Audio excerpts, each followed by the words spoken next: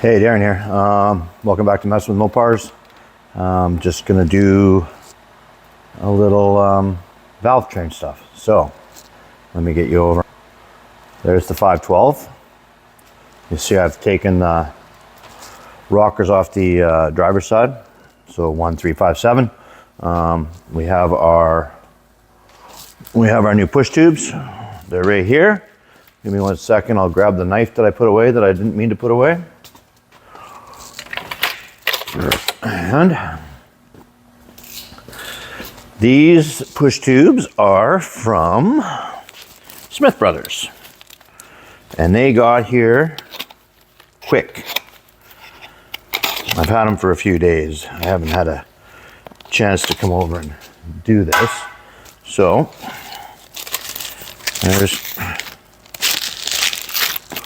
there they are right there.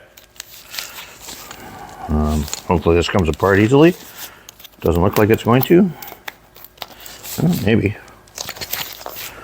Maybe it is, maybe it isn't. So, we should have 16 push tubes in here. Look at that. They all got some lube on them and everything. These are 9.95s, ball to ball, and I didn't even throw a sticker in there, it doesn't look like. Come on. That's really stuck.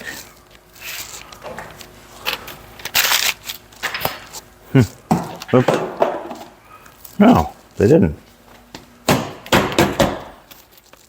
Well, that's a bummer. Okay.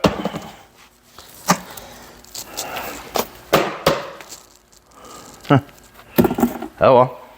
Anyhow, let's move on. So, let's open these up and let's have a look at them.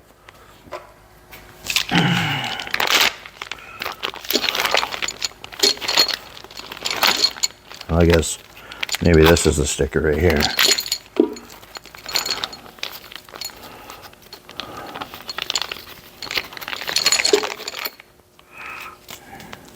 Yeah, that is. There they are. That's where we got these from. Anyhow, cool. So, let's pop one out of here. They look pretty good. So, these are 3/8 by 0.083 wall, 9.95. So what I'm going to do, give them a sniff. They've got packaging stuff on them. I don't know if I should wipe that off or not. I think we will. So let me grab another rag. I'll put a rag on the bench there. And then we can go from there.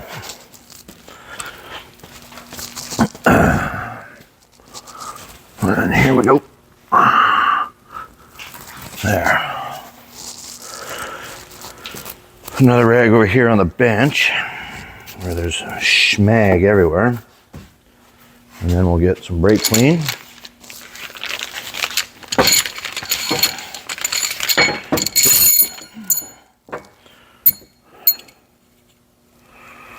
Oh, these are nice. I like them. Picasso. 2, 4, 6, 8, 10, 12, 14, 16. Perfect. Okay. Grab some clean of the brake. Oh, I farted.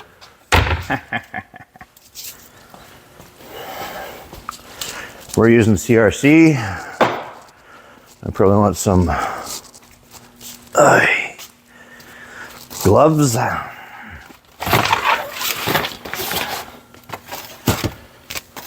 Two. And then we're gonna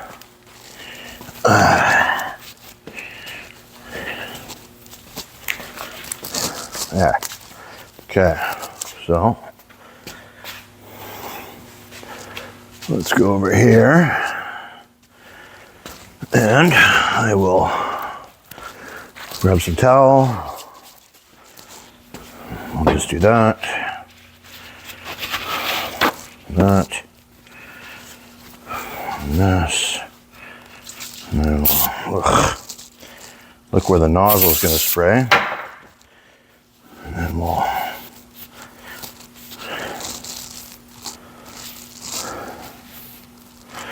like that.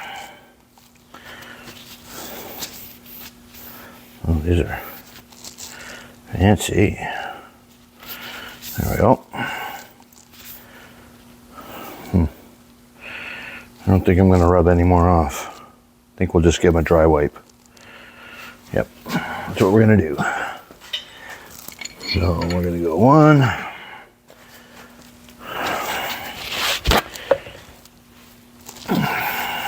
Yeah, fancy. Not doing that anymore. Two. Those are nice.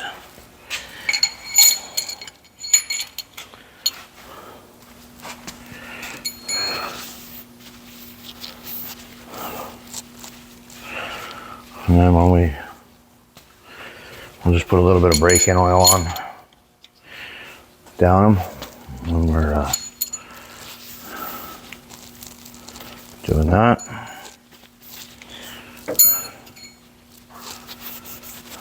There. There. There.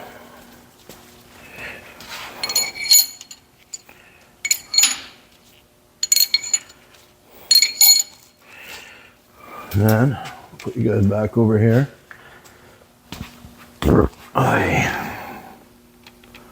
Okay, there we go. So I just have a dipstick here, and then I take it and I put it like that, like that, like that, and then that helps.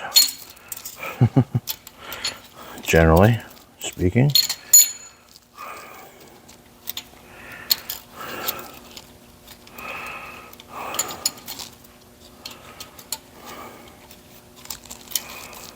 There.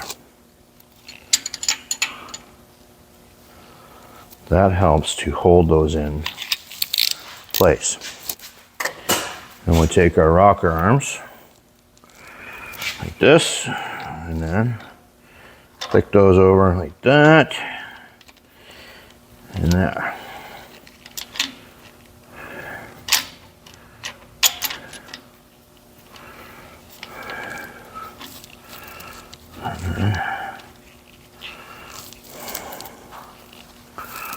Alright. Everything should be going together now. That's not tightening in. That's tightening it in. That's tightening in. Okay, we got those threaded in there, so now we're going to take this off. This right here. We're going to go in here, and we're going to take the valley pan off so we can make sure that the push rods are sitting in the lifters.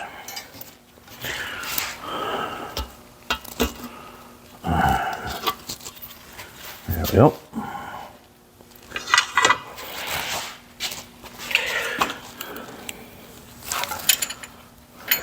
Yeah, that one's not, and that's why that's not doing its job properly. So, there, and there. Okay. We gotta be careful now, because we still need to make sure that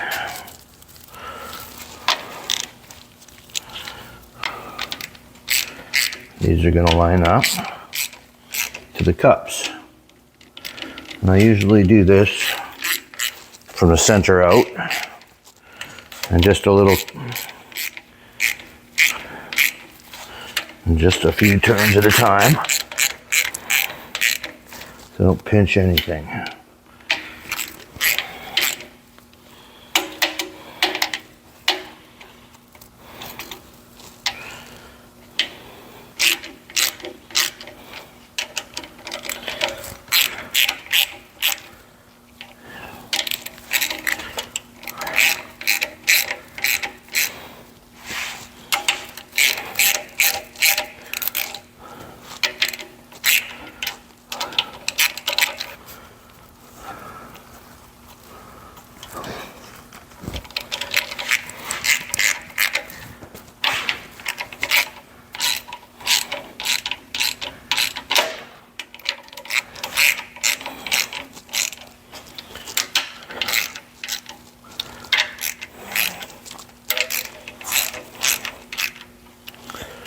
There we go.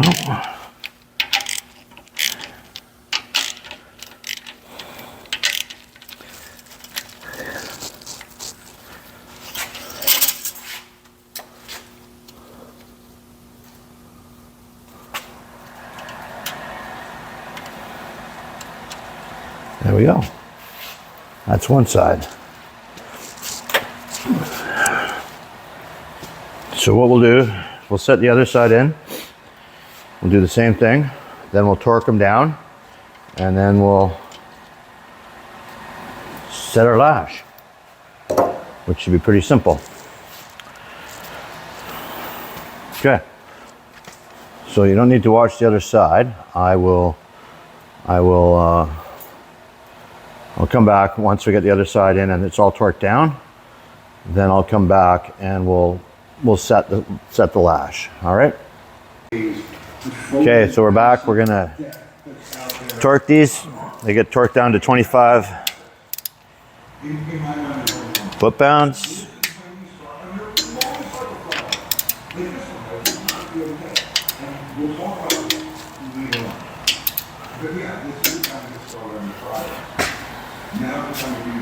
And then we got to leave the valley pan off. And then once we do that,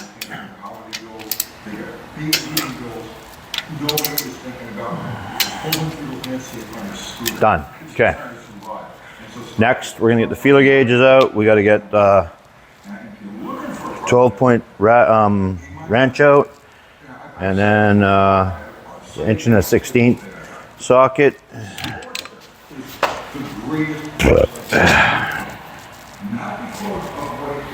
And then we're gonna set the lash. And exhaust is 12, intake is 10. I'll double check that, but I'm pretty sure that's what it is. And we'll just do that on the base circle. Nothing too major. And then we'll seal up the valve covers, and we'll seal up the valley pan, and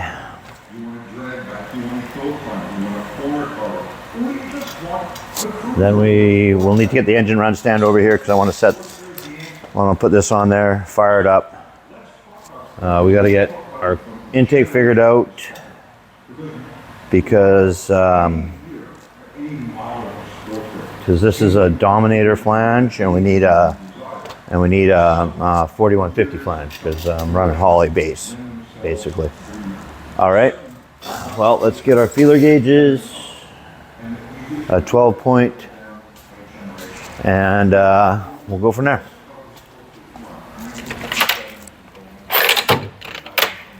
Feeler gauges. I think that's 3 7/16, I believe.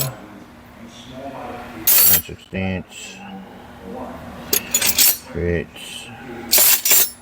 9/16. Half an inch. Fuel can't draw. 7/16.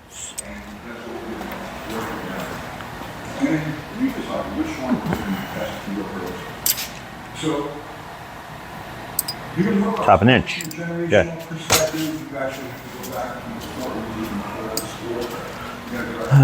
It'd be nice to have one of the proper wrenches, but I don't I don't. How can that be?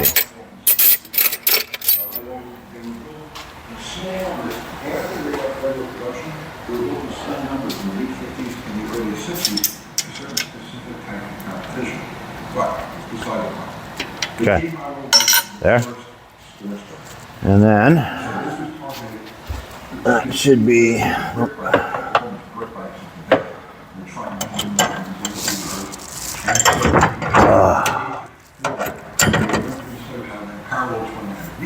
Quarter?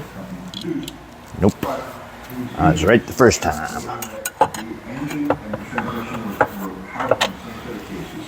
It had right side foot shift, which is what the grip bike. Nope, 3/16, really, eh? Good then. And for its time, 1951, it was a pretty bold bike.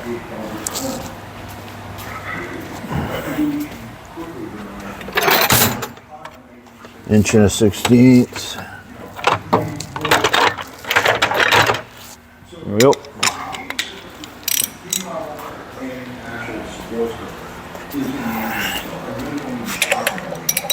So they should have seen unit construction, engine transmission, and things like this. But the K model was flat. Okay. It was a side valve flat. The Sportster, which evolved to 1957, featured overhead valve. Can't see in there though. I can't see nothing. And the K model was stout in its day.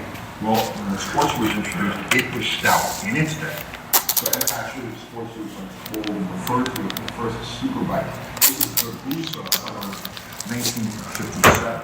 Well, even using Busa as a benchmark for high performance is outdated today. We get the general idea. It was hot stuff. Hot stuff. The K model essentially is the Sportster with flags. The thing about that is that there really isn't much in the way of aftermarket support. It is an underpowered package, even by sports distinctness. It's an underpowered package, like 30, 35 horsepower. So they don't really lend themselves to any kind of build or any type of contemporary use. But they're a great bike they're a great bike to do like some restoration on. I'm just gonna start on number 1. Back road sort of thing. Great show bike. Great bike to restore. Exhaust. The only one that came out of Right. I would avoid anything like that sort of use. Number 1 exhaust. So 1957, you get to the actual sport. Should be. And that's the Iron Head. Now, in my mind, the Iron Head is broken into 2 distinct generations. Now, 10. Many modifications, like year by year. And 12, right there.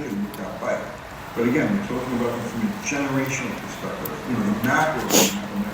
So, So, from that perspective, we've got 2 distinct generations, 1957 until 1978, and 1979 to 1985. And the main difference there is the frame.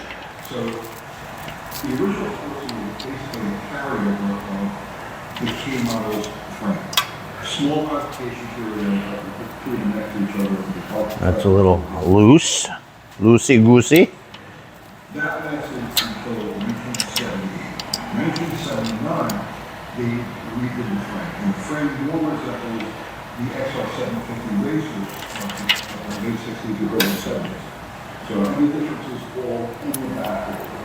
Oh, that's right. Just the way the back of the bike is configured. But other than that, they're still basically the same. Aside from the differences in the back, and put the 2 frames side by side and the hard plastic. So, those are the 2 main generations. There is Yeah, that's some better. generation that you should probably be aware of. When the K model was introduced, it was supposed to be a direct competitor to the grip bikes. And so it has a right side foot shift. Now, that carried through all the Sportster models until 1975. So to bring the Sportster into line with pretty much everything else that was out there, left side foot shift. What Harley Davidson did was they created this Rube Goldberg linkage and L-frame assembly that moved the shifter to the left side. Outwardly, externally, But inwardly, the cases and transmission is still set for right brush. So it's a terrible Let's try. mess of a language. 1977, they redesigned the cases so now the shipper actually exits on the left-hand side, and it is more conventional. So if you happen to come across one of those like in-between bikes, you might want to just move it. Not quite right. Stick it to the right side ship. When you get to it's just the application that you need to enforce. So that was the longest run the Iron Man. The longest run of an unchanged, majorly unchanged bike. Iron Man, here's the thing about Iron Man, and this is going to come off like it sounded like I'm down on Iron Man, and nothing can be further from the truth. At one point, I was confirmed Iron Man, freak that was it. When I moved from New York City to Tennessee, I had 20 motorcycles in New York. I got rid of 21. The only thing that I brought here in Tennessee with me were my Iron Man sports. I came down to 7 So, you get the general idea. That's better. But here's what you need to know about Iron Man. You don't just ride an Iron Man, such as own an Iron Man. It become part of Iron Man lifestyle. The Iron Man, with all of the bad reputation that other businesses, specifically sponsors, have come from the Iron Man days. You look at that, vibrate like this. Now, not all of them vibrate the same, that's the other. Sports, Iron Man sports are so individual. They're very unique. Each one is only a personality. So you got just mildly vibrates, it's just a friendly current going down the street. It just lets you know it's alive. And then the water, the shit, that ancient, ridiculous. The little kid got used to criminals that was more of a survival than he would run out of gas just about the time that you need to go up and get your extremities, feeling that into your extremities. They're hard to live with. Those little bikes that we need, those little bikes that we're riding down the road and listen to this stuff goes forward. Those little bikes that never take out any kind of trip on running pools. Those little ones that after every trip you go front to back on a bike and tighten all the stuff over some buckles. Sportsters, Iron Man sportsters are hard to get to the lifestyle. On the flip side of that, no generation of sportster has more personality, more charm, more charisma, has more traditional look, feel, sound. Sound is important. The emission systems and the iron cylinder, the emission systems are unique. Chatty. Oh, I just haven't had a second to. I don't know. Too busy? Yeah. So they have a lot of advantages. Doing stuff. But they're hard to live with. They're very hard to live with. Traditional bike.